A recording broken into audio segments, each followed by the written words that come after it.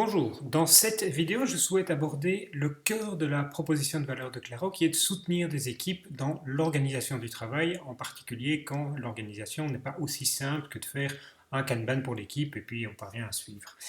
Je pars toujours du même exemple, j'ai listé ici les 120 livres de la série Penguin Great Ideas. Et on suppose que le but de l'équipe, c'est de reviewer ou de traduire l'ensemble de ces livres.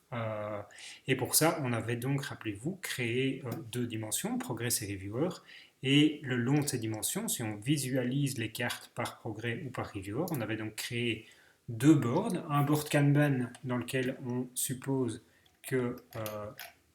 chacune des cartes tôt ou tard arrive dans la colonne donne, et c'est ici qu'on suit le processus de l'équipe réellement, et un team load où on voit les mêmes cartes par reviewer, où on prend les décisions de qui lira et reviewera quel livre. Alors on voit ici que pour 120 cartes, et d'ailleurs Claro nous le dit, une équipe idéalement elle ne sait pas travailler sur 120 choses à la fois, et donc il y a des vraies décisions du part ici de qui va lire quel livre, mais aussi de comment est-ce qu'on s'organise dans le review de 120 cartes, donc ici. Et c'est là que Claro peut vraiment donner un coup de main en organisant ses boards d'une certaine manière. Alors, la première chose à comprendre des boards Claro, c'est qu'ils s'auto-synchronisent, c'est-à-dire que les décisions qu'on prend dans un board en particulier, si ici je décide que le premier livre sera lu par Julie, le deuxième par Victor et le troisième par Bernard,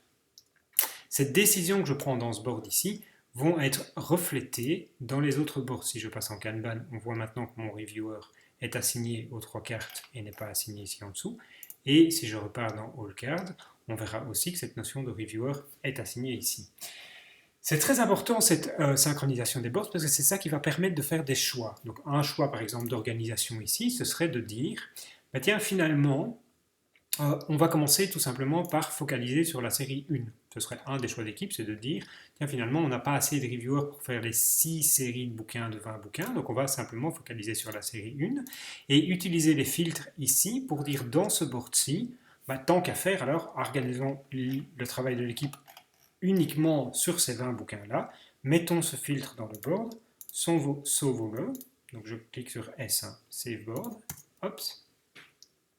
Et on voit maintenant un board qui n'a plus 120 cartes, mais 20 cartes, et dans lequel on peut prendre des décisions de qui lira quel livre. Si on passe dans le Kanban, on peut, sur ce même choix d'équipe, évidemment, faire la même chose. Et ici, on va aller un cran plus loin. On va prendre uniquement les livres qui ont un reviewer assigné. Et donc, je vais pouvoir, par exemple, prendre ma liste de reviewers ici, mais pas les reviewers non. Et ici, on voit bien que, suite aux décisions qui ont été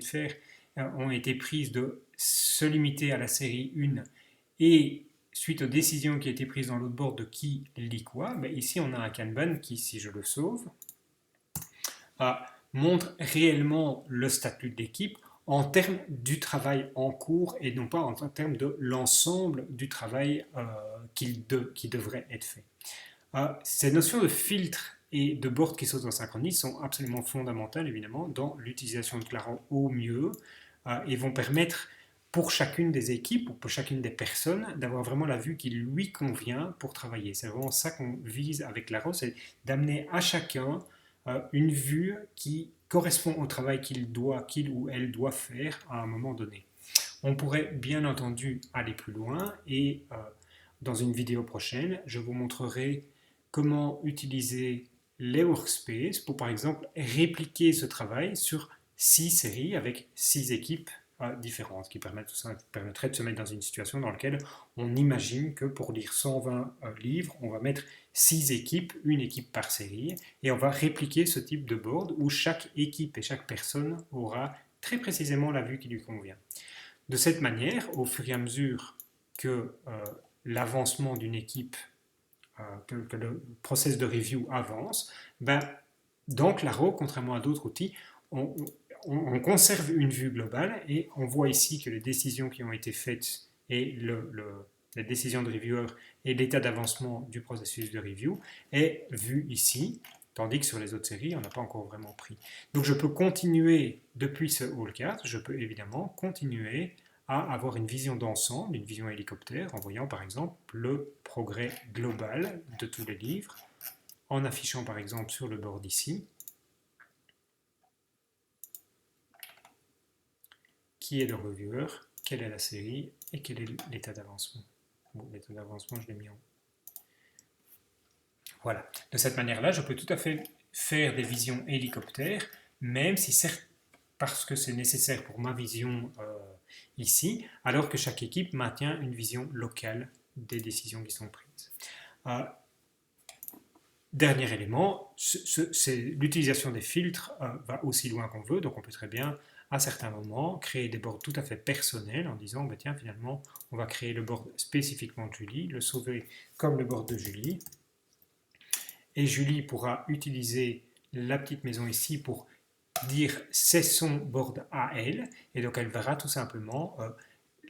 l'avancement de son équipe centré sur ses tâches à elle.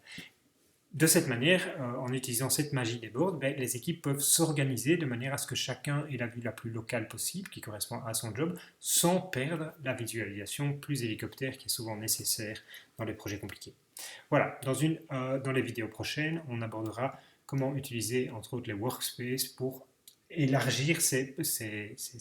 mécanismes de board à plusieurs équipes ou plusieurs départements au sein d'une entreprise.